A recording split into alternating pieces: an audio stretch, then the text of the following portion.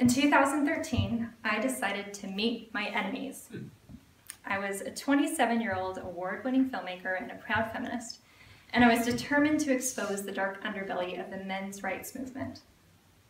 For 1 year, I traveled North America, meeting the leaders and the followers of the men's rights movement, and I spent anywhere from 2 to 4, 6, sometimes up to 8 hours filming each individual person. I filmed 44 people. And there's an important rule in documentary filmmaking. As an interviewer, you do not interrupt.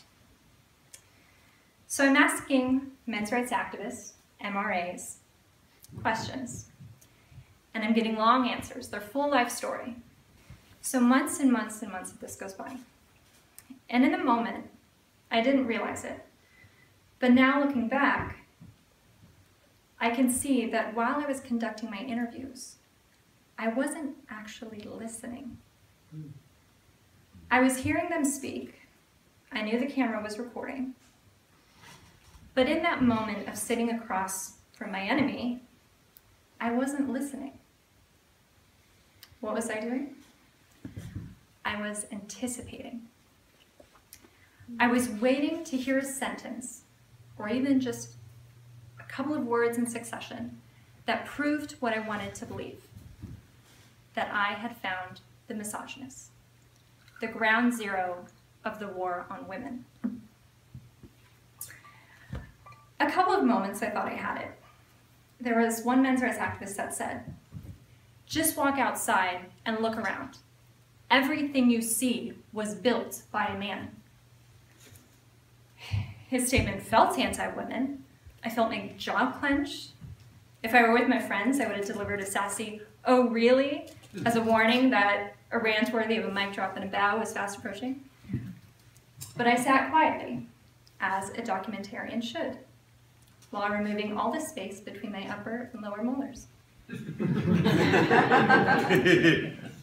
After a year of filming, I was reviewing the 100+ hours of footage I had gathered, replaying and transcribing it, which, believe me when I say, no one will ever listen to you more than someone who transcribes your words. Write that down.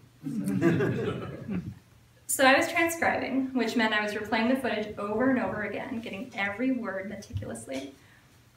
And I realized that my initial knee-jerk reactions to certain statements weren't warranted, and my being offended didn't hold up to intense scrutiny. Was that statement about men having built the skyscrapers and the bridges anti-women?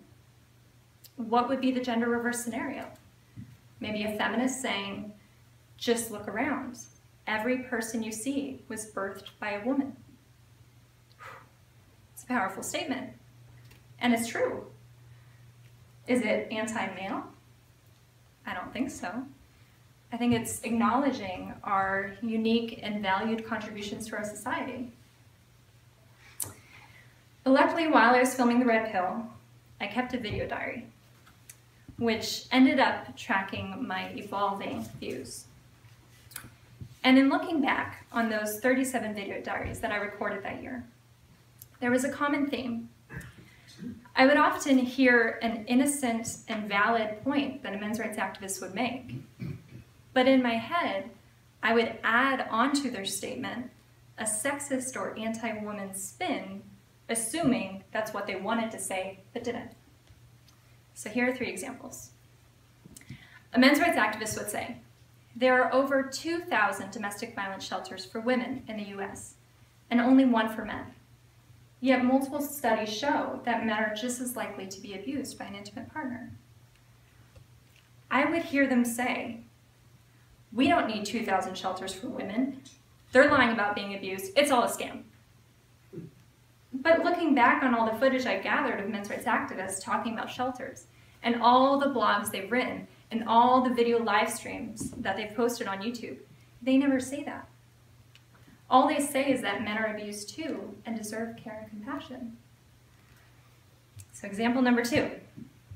Men's rights activists would say, "Where is justice for the man who was falsely accused of raping a woman, and because of this accusation, he loses his college scholarship and is branded with the inescapable title of rapist.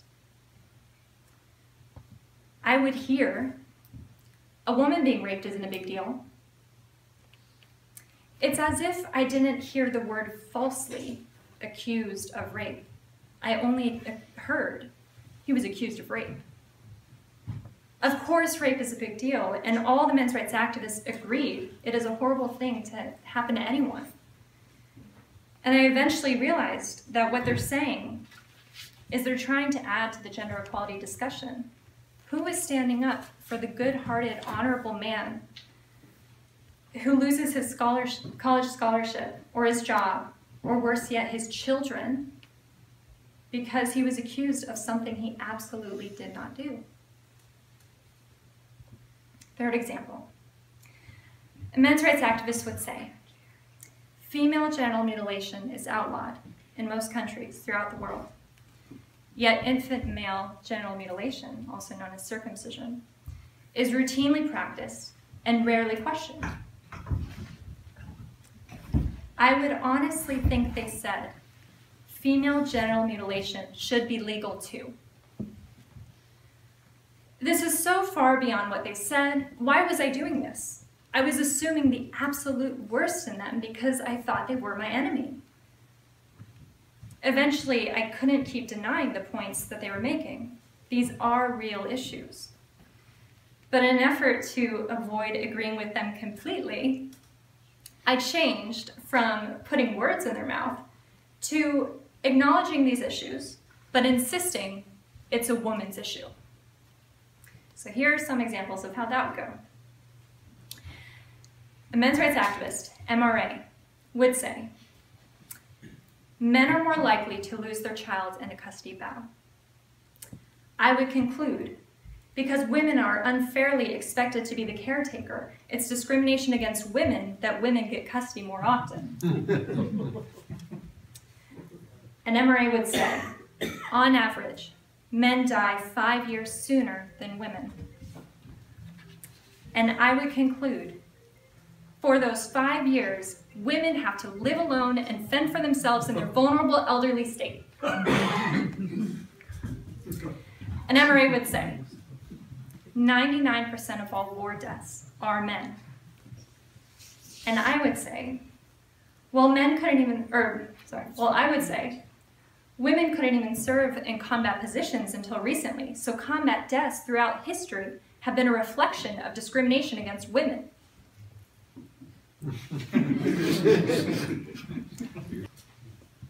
Every men's rights issue that they would bring up, I would have a counter of how it's actually a woman's issue. But here's what I later realized. There's nothing wrong with considering what women go through.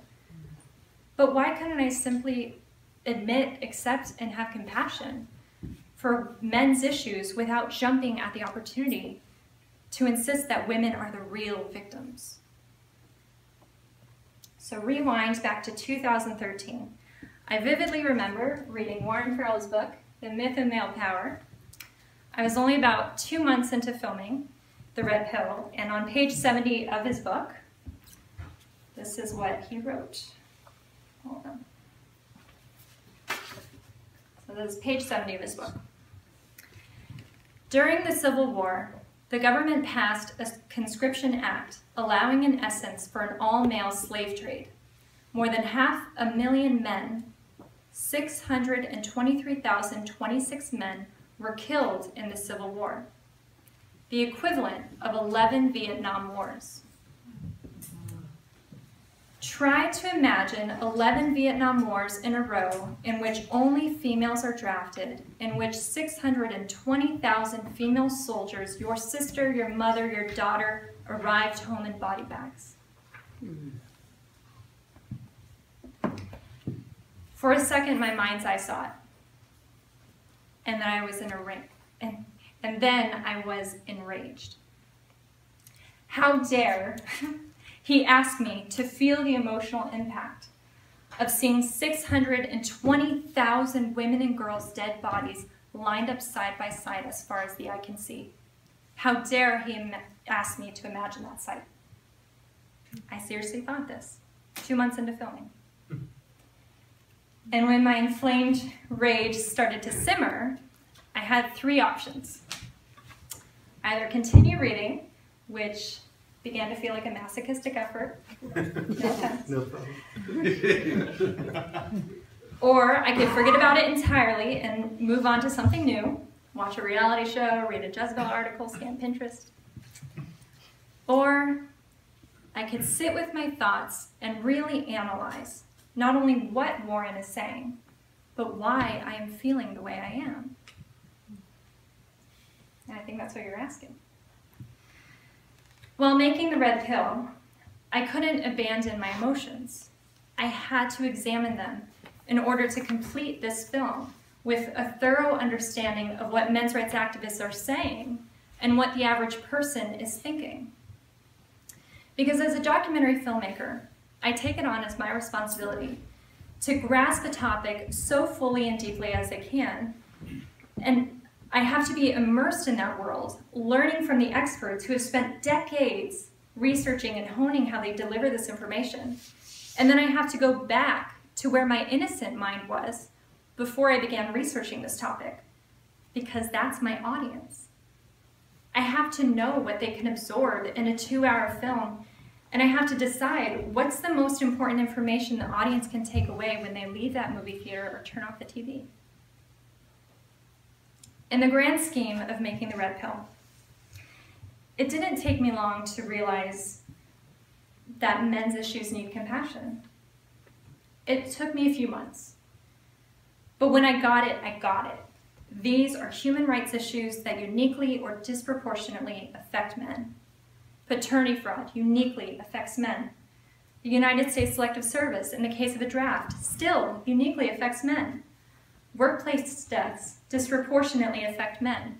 War deaths, overwhelmingly men. Suicide, overwhelmingly men. Sentencing disparity. Life expectancy.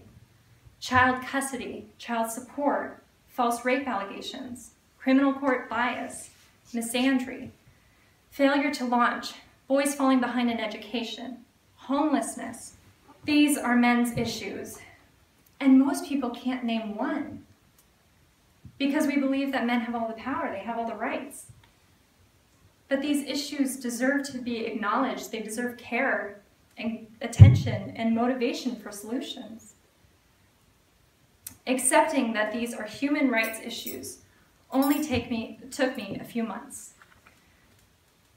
But there was something far more difficult for me to face. If you start to humanize your enemy, you in turn may be dehumanized by your community. And that's what happened to me. As much as I wish I could say the Red Pill screening tour has consisted of me being interviewed about how we can help men and boys in these dire situations, that has not been the case. Almost every interview I've done, I'm asked to defend myself against malicious, slanderous, libelous, defamatory statements that have been made against me, and my 4 minutes on air is stolen by these erroneous claims. It's no secret now that making the Red Pill movie, that after making the Red Pill movie, I no longer call myself a feminist. Wow. But it wasn't learning about men's issues that made me part with feminism. It was actually learning about feminism that made me leave feminism. And I know that sounds harsh, especially when you wear that label as your identity. But how could I be a part of a movement that was not willing to listen, that didn't want me to listen, and doesn't want others to listen? You may be thinking, well, that's not my movement. But I say that because there was a calculated smear campaign against me, and my film has been censored and pulled from multiple theaters, all because I listened and allowed other people the opportunity to listen. If I could give advice to anyone and to our society at large, we have to stop expecting to be offended. And instead, we have to start truly, openly, and sincerely listening.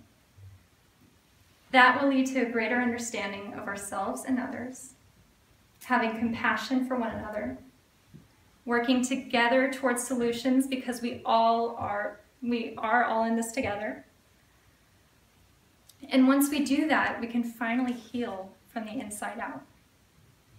But it has to start with listening. Thank you for listening.